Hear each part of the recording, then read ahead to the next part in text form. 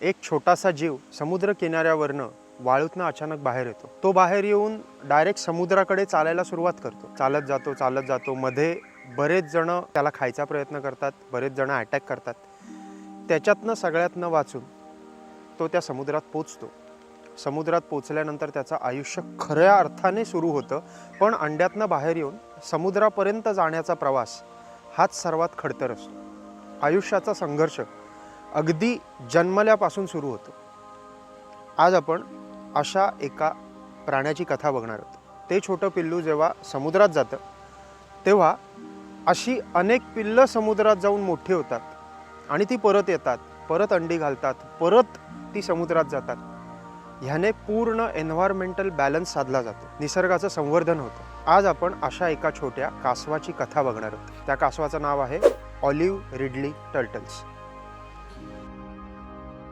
त्याचं कोकणाच्या निसर्गासाठी आणि पूर्ण समुद्री प्रदेशासाठी खूप मोठं योगदान आहे. तर इतिहास मॅटर्सतर्फे निसर्ग संवर्धनाकडे वाटचाल करणारा हा पहिला व्हिडिओ. नमस्कार, मी राधे अँड वेलकम टू इतिहास मॅटर्स.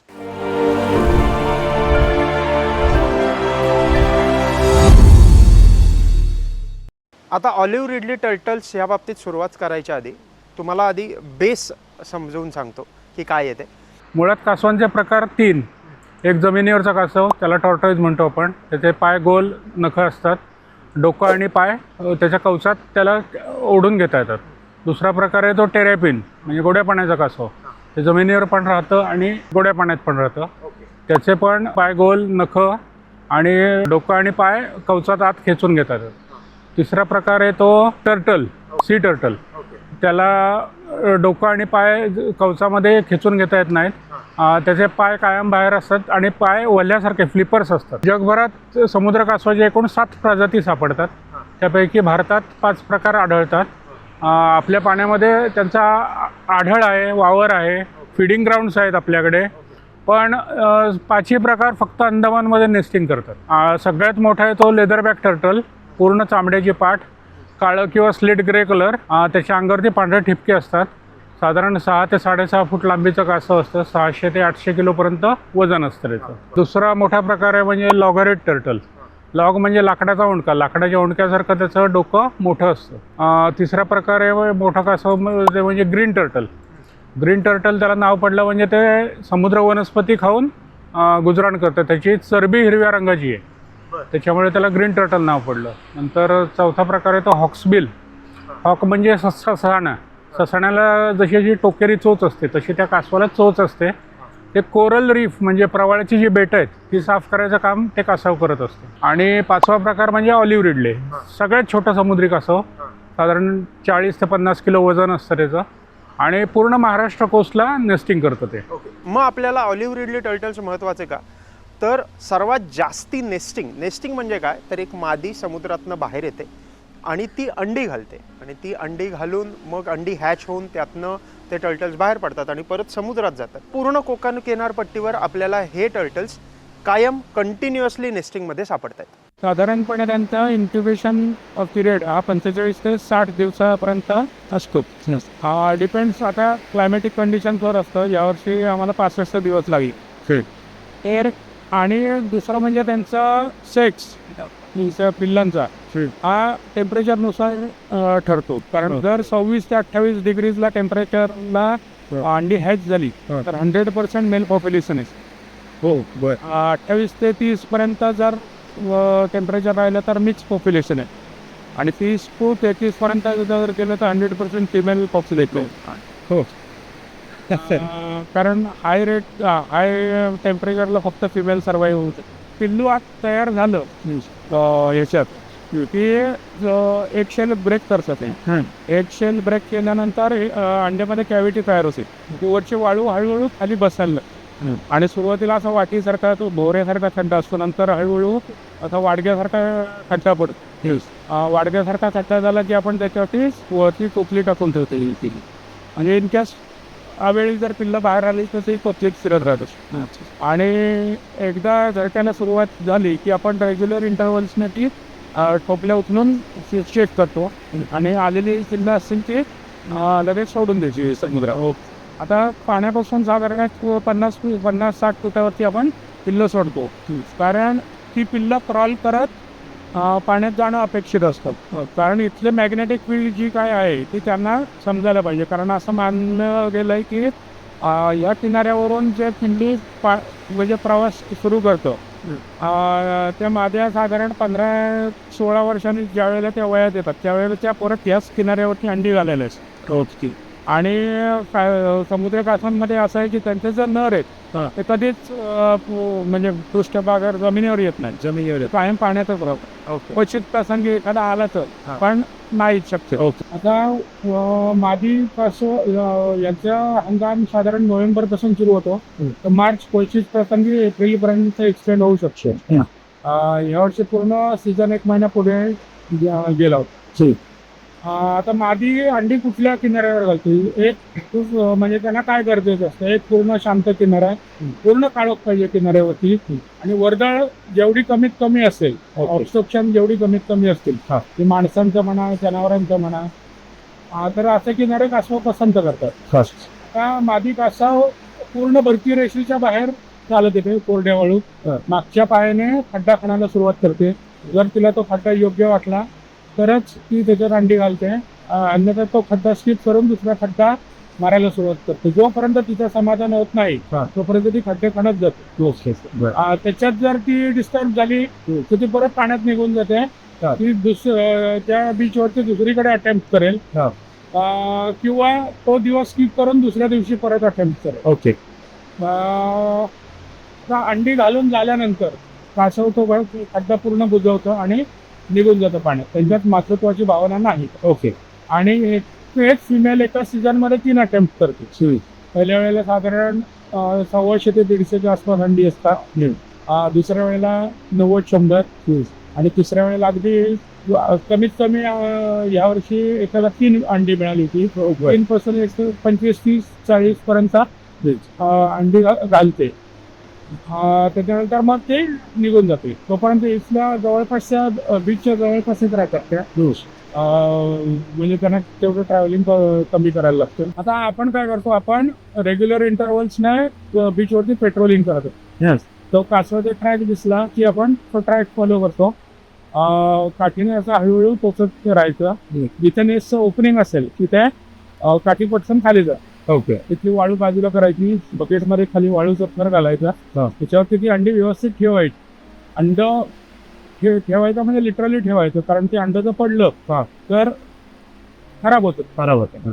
त्याच्यानंतर खड्ड्यातली जी खालची वाळू असते, खालचा लेअर एकदा तो त्याच्यावरती कव्हर करायचा, आणि तिथे जसं फिमेलने नेस्ट केलं तसंच आपण इकडे हॅचरीमध्ये नेस्ट करतो. आता ह्या ORTs बद्दल, ऑलिव्ह रिडली टर्टलबद्दल एवढं सांगण्याचं कारण काय, आणि समुद्र किनारपट्टीवर आत्ता तुम्ही काही ठिकाणी बघितलं तर अगदी भाटे असेल, गावखडी असेल, वरती जयगडची थोडी किनारपट्टी असेल, किंवा त्याच्या वरचाही भाग असेल, काही वेंगुर्ल्यापर्यंतचा पण भाग आहे, तिथे कंटिन्युअसली आत्ता ह्याचं संवर्धनाचं काम चालू आहे. मग संवर्धनाचं काम चालू आहे म्हणजे काय, तर सगळीकडे काय वेळासारखे प्रकल्प उभे नाही राहिले, तर काही ठराविक स्थानिक लोक ह्यांना गव्हर्नमेंटने नेमलेलं आहे, आणि ते तिथे ते जे नेस्टिंग आहे त्या सगळ्याच्या गोष्टी आपल्याला व्यवस्थित संवर्धन करताना दिसतात. आता तुम्ही विचाराल की मग इतिहासाचा आणि ऑलिव्ह रिडली टर्टलचा संबंध काय. मुळात आम्ही पण एक टीम म्हणून कायम प्रश्नचिन्हात होतो की हा व्हिडिओ करायचा की नाही, पण त्याच्यानंतर असं लक्षात आलं, आधी मुळात निसर्गामुळे मनुष्य आहे, मनुष्यामुळे इतिहास आहे. त्यामुळे जर आपण निसर्ग जपला, निसर्गाच्या गोष्टी सांगितल्या, तर इनडायरेक्टली तो इतिहास सांगितल्यासारखाच आहे. आणि त्याहीपेक्षा इतिहास मॅटर्सचा कायम हेतू हाच होता की त्याची पुनरावृत्ती होऊ नये, इतिहासातल्या ज्या चुका आहेत त्याची पुनरावृत्ती होऊ नये. मग नैसर्गिकदृष्ट्या आपण जी आत्ता वेगवेगळ्या प्राण्यांना आपत्तीजनक परिस्थिती केलेली आहे, त्या परिस्थितीचं सर्वात सुंदर रूप म्हणजे हे ऑलिव्ह रिडली टर्टल्स आहेत. मग आता ते कसे आहेत हे सांगितलं की तुम्हाला समजेल की मी हा व्हिडिओ पूर्ण का केला आहे आणि हा एक अट्टहास का केला आहे. मागे तुम्हाला समुद्राचा आवाज सुंदर येत असेल, ह्या समुद्राच्या आवाजातच आम्ही ते नेस्टिंग बघितलं आणि तेव्हा त्याच्यावरचं एक सखोल अभ्यास समजून घेतला. मुळात तुम्हाला एक फूड चेन ही कन्सेप्ट सांगतो, बऱ्याच लोकांना माहीत असेल. Producers, primary consumers, secondary consumers, predators आणि ॲपेक्स प्रेडेटर्स अशी एक फूड चेन असते. थोडक्यात सांगायचं झालं तर आपण एक फार साधं उदाहरण घेऊ. झाडं आहेत, छोटी छोटी गवताची झाडं आहेत, ती छोटासा एक किडा खातो. त्या किड्याला एक बेडूक खातोय, त्या बेडक्याला एक साप खातोय, त्या सापाला एक गरुड खातोय. ही पूर्ण एक चेन आहे. ही चेन अतिशय महत्त्वाची आहे, पण त्याच्यात विशेष गोष्ट सांगायची आणि जी अत्यंत महत्त्वाची आहे ती म्हणजे जे बेसला गवत आहे त्याची संख्या जर 100 युनिट असेल तर त्याच्यावरच्या जो किडा आहे त्याची संख्या कुठेतरी 50 हवी. त्याच्यावरती जो बेडूक आहे त्याची संख्या कुठेतरी एक 25 ते 30 युनिट हवी. त्याच्यावरती जो साप आहे त्याची संख्या कुठेतरी 10 ते 20 हवी. आणि त्याच्यावरती जो गरुड आहे त्याची संख्या साधारण 1 ते 5 हवी. मग आता ही जी उतरंड आहे ही सांगणं अत्यंत महत्त्वाचं आहे. त्याच्यात जर कुठेतरी बॅलन्स झाला आणि बॅलन्स बिघडला किंवा साधारण समजा की बेडूक मरूनच गेले किंवा साप नामशेषच झाले तर मग काय होणार आहे? पहिलं तर किड्यांची संख्या वाढणार आहे आणि मग किड्यांना ऑफकोर्स खाण्यासाठी जास्ती लागणार. मग ते गवत संपणार. मग गवत संपलं की ते शेतात घुसणार, पीक नासवणार. ह्या सगळ्या गोष्टी घडतात. असं अनेक ठिकाणी आपल्याला घडताना दिसतं. ही बेसिक फूड चेन आहे. मग आता फूड चेनमध्ये ऑलिव्ह रिडली टर्टल कुठे राहतो? फूड चेनमध्ये इंटरेस्टिंगली ऑलिव्ह रिडली टर्टल तसं म्हटलं तर मध्यात आहे. ह्याचं कारण काय आहे? तर तो जेव्हा समुद्रात शिरतो तेव्हा छोटे छोटे शिंपले, तिकडचे जे समुद्रातले छोटे छोटे प्लँक्टन्स आणि जेलीफिश ह्या इतर गोष्टी खातो. आता ते खाल्ल्यामुळे ते जेलीफिशचं, शिंपल्यांचं प्रमाण आणि एक पॉप्युलेशन तिथे कंट्रोलमध्ये राहतं. त्याबरोबर जेव्हा तो समुद्रात शिरतो तेव्हा अगदी मोठा होईपर्यंत आणि समुद्रात शिरेपर्यंत आजूबाजूची जी किनारपट्टीवरचे छोटे छोटे प्राणी आहेत ते त्याच्यावर अवलंबून असतात. ते त्या ऑलिव्ह रिडली टर्टलला खातात. परत पाण्यात गेल्यानंतर मोठे शार्क, मोठे मासे ऑलिव्ह रिडली टर्टलला आपलं भक्ष्य बनवतात. म्हणजे इनडायरेक्टली तो स्वतः खाणारा पण आहे आणि कोणाचा तरी दुसऱ्याचा भक्ष्य पण होणार आहे. म्हणजे ऑलिव्ह रिडली टर्टल हा थोडक्यात सांगायचं झालं तर त्या पूर्ण फूड चेनमध्ये मध्ये कुठेतरी आहे. अजून एक सांगायचं झालं तर ऑलिव्ह रिडली टर्टल्सचा अगदी जन्म होण्याच्या आधीसुद्धा त्यांचं महत्त्व खूप जास्ती आहे. कसं सांगतो? एक मादी जेव्हा किनारपट्टीवरनं येते तेव्हा साधारण 100 ते 150 अंडी घालते. त्याच्यातली अगदी काही टक्के अंडी, म्हणजे 100 अंडी असतील तर त्याच्यातली 5 ते 6% अंडी हॅचच होत नाहीत, फुटतच नाहीत आणि मग तिथल्या तिथेच ती राहतात. किंवा जेव्हा कुठला तरी एक ऑलिव्ह रिडली टर्टल त्या अंड फोडून बाहेर येतो तेव्हा त्याचं जे कवच आहे ते तिथेच राहतं. असं सांगितलं जातं की ते कवच आणि त्याच्यातली जी न फुटलेली अंडी आहेत ती पूर्ण किनारपट्टीची जी वाळू आहे आणि तिकडची जी माती आहे ती सुपीक बनवण्याचं काम करतात. अतिशय सुपीक नाही, पण ती सुपीकता ही तिकडच्या झाडांना किंवा त्या पूर्ण इकोसिस्टीमला वाढ करण्याचं आणि एक सुपीकता देण्याचं काम करते. म्हणजे बघा किती महत्त्व त्या अंड्यांनासुद्धा ऑलिव्ह रिडली टर्टलचे आहे. आणि मग ऑलिव्ह रिडली टर्टलचं प्रमाण कमी झालं तर काय होतं ते आपण बघूया. ऑलिव्ह रिडली कासवांची संख्या जर कमी झाली तर ते काय सूचित करतं? तर पहिलं तर अति मासेमारी झालेली आहे हे समजतं, प्रदूषण वाढलं आहे हे समजतं, नैसर्गिक बॅलन्स जो आहे तो कुठेतरी हरपला आहे ह्या गोष्टी पण आपल्याला समजतात. आणि त्यामुळे ऑलिव्ह रिडली टर्टलची संख्या कमी झाली. कुठल्याही ठिकाणी स्वतः अंडी घालायला जर मादी कमी आल्या आणि त्याहीपेक्षा ऑलिव्ह रिडली टर्टल्सचा एक स्टॅटिस्टिक ग्राफ काढला आणि त्याच्यात जर एकूणच हॅचिंग होऊन ऑलिव्ह रिडली टर्टल्स समुद्रात ते जात आहेत त्याची संख्या कमी झाली तर तो एक धोक्याचा इशारा पूर्ण किनारपट्टीला आहे. मग आता तुम्ही म्हणाल की मग असं काय घडलं की हे सगळं मी सांगतो. आपण आत्ता पूर्ण ऑलिव्ह रिडली टर्टलचं सर्वात मोठं जे सँक्च्युरी आहे किंवा जिथे त्यांना प्रोटेक्शन दिलं जातं ते ऋषिकोल्य आणि गैरमाथा म्हणून एक पूर्ण साईट आहे जिथे हे पूर्ण त्याचं संवर्धन खूप प्रमाणात केलं जातं. पण आपण आता कोकणाच्या दृष्टीने आणि कोकणात काय घडत होतं? जन्म झाल्यापासून धोके सुरू होतात त्यांचे. पहिल्या सुरुवातीला जमिनीवर असताना खेकडे, त्याच्यानंतर पाण्यात गेल्यावर मासे, त्याच्यानंतर LED फिशिंग आता चालू आहे. आणि यांचा नॅचरल इन्स्टिंक्ट असा आहे की ते लाईटकडे आकर्षित होतात शिल्लक. हो, त्यामुळे तो लाईट दिसला की ही पिल्लं त्या लाईटकडे धावतात. लाईटकडे धावली, खाली मासा एखादा असला की त्याला वरती पिल्लू दिसतात आणि जाऊन खातोस. दुसरा फिशिंग गिअर, जी जाळ्यांमध्ये अडकतात किंवा जी अबंडंट जाळी असतात ती मच्छीमार पाण्यातच टाकून देतात. त्याच्यात ती पिल्लं अडकतात. त्या बोटीच्या पंख्या असतात त्याला आपटून मारतात. तर यांचा सर्वायवल रेट 0.1% आहे. म्हणजे 1000 एक पिल्लू ॲडल्ट होतं. हो, म्हणजे आपण एवढी पिल्ला सोडतोय तर आकडा मोठा दिसतो हा. पण प्रत्यक्षात तसं नसतो. तसं ना. त्याच्यातले खूप थोडी पिल्लं ॲडल्ट पर्यंत पोहोचतात. तिथं आणि आता दुसरा सगळीकडे मोठा चर्चेचा विषय झाला ते बंधारे घालायचे सगळीकडे. हा. पूर्ण या मोहिमेला वाट लावणार आहे. कासव बंधाऱ्यापर्यंत जातं त्याला तिथे जागाच मिळत नाही अंडी घालायला. बंधाऱ्यापर्यंत जातं, दगडापर्यंत जातं आणि परत मागे जातं. ओके. बऱ्याच ठिकाणी असं झालं यावर.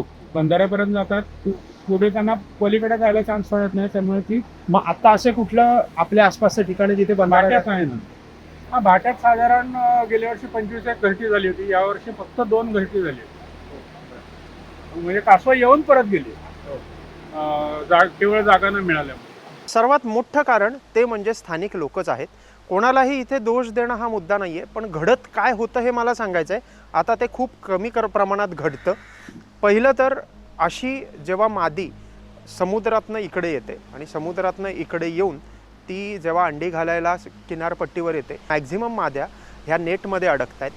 दुसरी गोष्ट अशी होते की जेलीफिश हे त्यांचं मुख्य खाद्य आहे. अनेक मादी अशा सापडल्या आहेत की त्यांच्या पूर्ण पोटात आणि अन्ननलिकेत प्लास्टिक अडकलेलं आहे. एवढं प्लॅस्टिक ते खात होते. कारण काय आहे, तुम्ही जर वरतून बघितलं तर पाण्यात प्लॅस्टिक जेलीफिश सारखंच तरंगतं. मग ते जे तरंगत आहे ते जेलीफिश समजून ते खातात. पोट तर भरत नाही, पण अन्ननलिकेत ते पूर्ण अडकतं आणि त्यामुळे तो खूप जास्त प्रॉब्लेम येतो. त्याबरोबर स्थानिक लोक ती अंडी पळवून ते खायची एक प्रथा स्थानिक लोकांची झालेली होती. अनेक लोक मुद्दाम वाट बघायची आणि त्या सीझनमध्ये तिथे येऊन ती अंडी घेऊन जायची. ती मुळात वर्षातनं एकदा त्या मादी येणार, तिथे अंडं घालणार आणि ते अंडं घालायला त्या इथे आलेल्या आहेत तेव्हा त्यांच्यासाठी एक व्यक्ती कायम डूक लावून तयारच असणार. असं जर साधारण 20 ते 25 वर्ष चालू असेल तर त्याची अवस्था काय आहे आणि मग काय आपल्याला अपेक्षित आहे तेच घडतं. आणि तरीही आत्ता हजारो मादी येत आहेत आणि इथे किनारपट्टीवर अंडी घालत आहेत आणि तो पूर्ण एक चक्र जे आहे निसर्गाचं ते कायम चालू आहे. विशेष अत्यंत आश्चर्यकारक बाब जी अजून कोणालाच डायरेक्टली त्याचं उत्तर मिळालं नाही आहे ती म्हणजे जिथे अंड्यातनं ते पिल्लू बाहेर येतं, पूर्ण डेव्हलप झालं की परत अंडी घालायला ते छोटं पिल्लू मोठं झालेलं त्याच ठिकाणी येतं.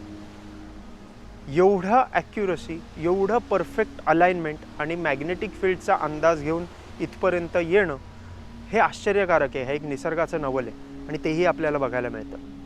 म्हणून ऑलिव्ह रिडली टर्टलची ही कथा आजचा सांगायचा प्रयत्न. आता एक छोटीशी गोष्ट तुम्हाला सांगायची आहे. मग ह्याचा हेतू काय, हे सांगण्याची गरज काय? तर डिंगणकर सरांनी काही गोष्टी सांगितल्याच आहेत तुम्हाला, त्याच्याबद्दल ते बोललेलेच आहेत सविस्तर, कारण की इतके वर्ष ते त्याचा अनुभव घेत आहेत, ते सगळं बघतायत, त्यांना अधिक जाणकारी आहे. पण सगळीकडे वेळास प्रकल्प व्हावा अशी अपेक्षाही नाही आहे. सगळीकडे ऑलिव्ह रिडली टर्टलचं ते हॅचिंग होणं आणि त्याचं संवर्धन होऊन ते समुद्रात जाणं, ते लोकांनी येऊन बघणं आणि त्याचं एक कमर्शियलायझेशन करणं आणि त्याच्यातनं प्रॉफिट्स मिळवणं हा मुद्दा नाही आहे. मुद्दा हा आहे की ह्या गोष्टींबद्दल लोकांमध्ये जनजागृती होणं. कुठेतरी असं काहीतरी घडत असेल, कुठेतरी असं काहीतरी चूक होत असेल तर गव्हर्नमेंट लेवलवर दरवेळेला ह्या गोष्टींवर आळा बसवणं खरंच शक्य असत नाही. अनेक ठिकाणी गव्हर्नमेंट काही करूही शकत नाही, पण त्या ठिकाणी ती स्थानिक लोक जर जागृत झाली तर गोष्टी खूप प्रकारे बदलू शकतात आणि त्या बदललेल्या आपल्याला कायम दिसत आहेत. विषय असा होतो की सगळीकडे जर कमर्शियलायझेशन झालं आणि सगळ्या किनारपट्टीवर ऑलिव्ह रिडली टर्टल्स येत आहेत, अंडी घालत आहेत आणि हे केलं तर प्रॉब्लेम हा आहे की त्याचं विकृतीकरण जास्ती होईल आणि संवर्धनापेक्षा प्रॉफिट, पैसा, कमर्शियल आणि विकृतीकरण ह्या गोष्टी जास्ती वाढतील. त्या वाढणं आणि त्याला दुजोरा देणं हा मुद्दा इथे नाही आहे. हा व्हिडिओ हा लोकांमध्ये ह्या ऑलिव्ह रिडली टर्टलबद्दल जागृती पसरवण्याचा आहे. मग ह्याच्याबद्दल करू काय शकतो? मुळातच असं डोक्यात आलेलं आहे की ह्यांचं मास नेस्टिंग कसं होतं हे मुलांना शाळातून तिथे जाऊन दाखवणं, तिथे जाऊन त्यांना ते व्यवस्थित नेट लावून बांधलेलं एक ठिकाण दाखवायचं. कदाचित शक्य असेल तर जेव्हा ती पिल्लं समुद्रात सोडली जातात तेव्हा त्यांना ते कसं घडतं हे दाखवायचं. अतिशय सुंदर अनुभव असतो, एक बघायला छान वाटतं आणि त्यातनं निसर्गाचा एक वेगळा अनुभव आपल्याच स्थानिक मुलांना मिळू शकतो. इतिहास मॅटर्सतर्फे काही स्टडी टूर आम्ही घ्यायचा प्रयत्न करतो आहे. त्या स्टडी टूरमध्ये अशा कुठल्या तरी निसर्ग संवर्धनाचा एक छोटासा उपक्रम कुठेतरी घडत असेल तर तोही दाखवायचा आम्ही प्रयत्न करू. आणि मग त्याच्यात ऐतिहासिक ठेवा जपणं, निसर्ग संवर्धन समजून घेणं आणि त्याबरोबर पूर्ण सहलीची मजाही घेणं आणि प्रगल्भ होणं, ह्या गोष्टी आम्ही करायचा कायम प्रयत्न करू. पण त्याच्यासाठी हा एक छोटासा व्हिडिओ. तुम्हाला जर हा व्हिडिओ आवडला असेल तर लाईक करा, शेअर करा, सबस्क्राईब करा. ज्यांना या कथा माहीत नाही आहेत आणि ज्यांना फक्त ऑलिव्ह रिडले टर्टल्स हे एक शब्द माहिती आहे त्यांच्यापर्यंत हा व्हिडिओ नक्की शेअर करा. आणि अजून अशा वेगवेगळ्या विषयांवर तुम्हाला जर ऐकायचं असेल तर आम्हाला कमेंट सेक्शनमध्ये नक्की कळवा. आणि अजिबात विसरू नका, इतिहास मॅटर्स.